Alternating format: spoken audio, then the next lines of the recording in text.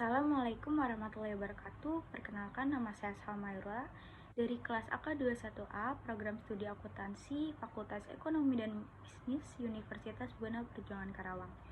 Pada kesempatan kali ini, saya akan membuat video untuk memenuhi tugas mata kuliah akuntansi keuangan menengah, yaitu mengenai review jurnal. Jurnal yang akan saya review berjudul Analisis Metode Pencatatan dan Penilaian Persediaan Barang Dagang pada PT Hasjrat Abadi Cabang Manado. Penulis dari jurnal ini yaitu Sawindri Diah Paraswati, Jenny Morasa, dan Hendrik Gamaliel, yang diterbitkan oleh Jurnal Emba.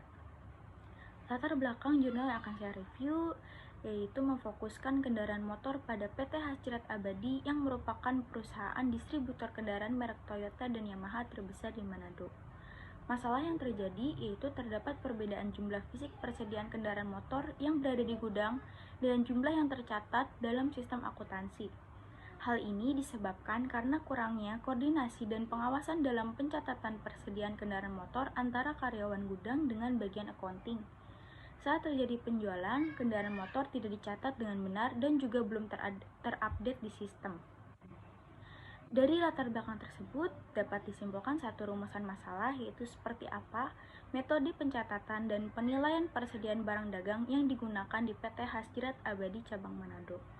Tujuan penelitian ini sendiri untuk mengetahui metode pencatatan dan penilaian persediaan barang dagang pada PT Hasjrat Abadi Cabang Manado. Kajian pustaka yang saya ambil dari jurnal ini yang pertama yaitu ada persediaan. Wern et al. Mengemukakan persediaan atau inventory adalah barang dagang yang dapat disimpan untuk kemudian dijual dalam operasi bisnis perusahaan dan dapat digunakan dalam proses produksi atau dapat digunakan untuk tujuan tertentu. Jenis-jenis persediaan sendiri terbagi menjadi 6. Yang pertama yaitu persediaan barang dagang, yaitu persediaan yang berada di gudang yang akan didistribusikan ke pengecer untuk akhirnya dijual kembali. Yang kedua yaitu persediaan lain-lain. Persediaan lain-lain umumnya berupa persediaan kantor, baik itu plastik, kardus, dan alat-alat kantor, dan sebagainya.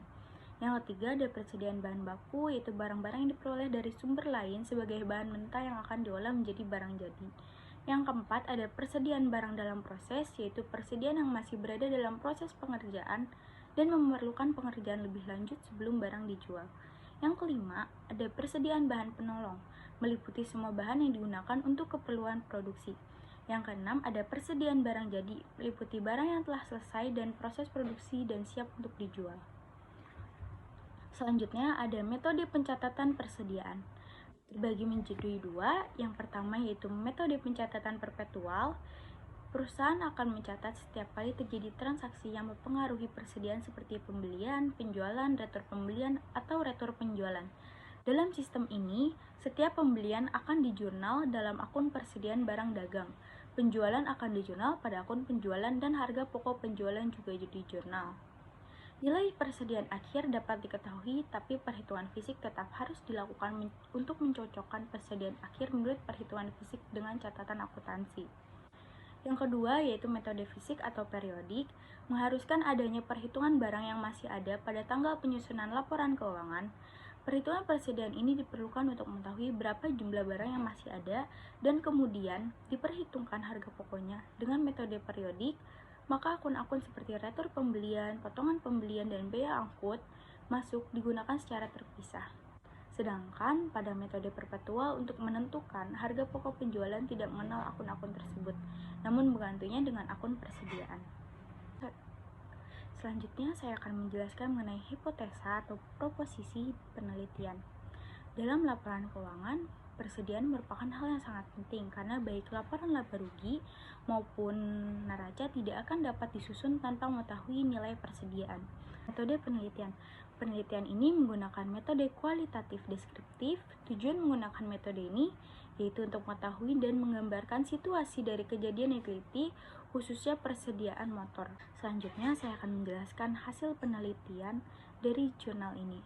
Yang pertama yaitu mekanisme pencatatan persediaan kendaraan motor ada di pembukuan gudang. Persediaan kendaraan motor yang terdapat di gudang yaitu pembelian motor langsung dipesan dari kantor pusat Jakarta. Kemudian, kantor pusat Jakarta mengeluarkan sales order atau SO dengan cara mengirim email ke PT Hasjrat Abadi Manado Dalam email tersebut, kantor pusat Jakarta melakukan konfirmasi harga atas persediaan motor yang akan dibeli. Kedua, mekanisme pencatatan persediaan kendaraan motor yang ada di bagian akuntansi. Pada saat persediaan motor diterima oleh gudang barang dalam perjalanan, maka langsung terinterface ke sistem akuntansi sebagai stock inventory control. Pada saat pembeli akan membeli persediaan motor, perusahaan melakukan pengecekan terhadap barang dagang yang akan dibeli. Jika stok tidak tersedia, perusahaan melakukan pembelian ke kantor pusat Jakarta.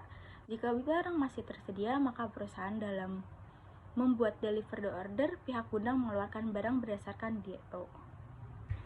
Selanjutnya ada kesimpulan. Berdasarkan hasil penelitian dan pembahasan di atas, maka dapat diambil kesimpulan sebagai berikut.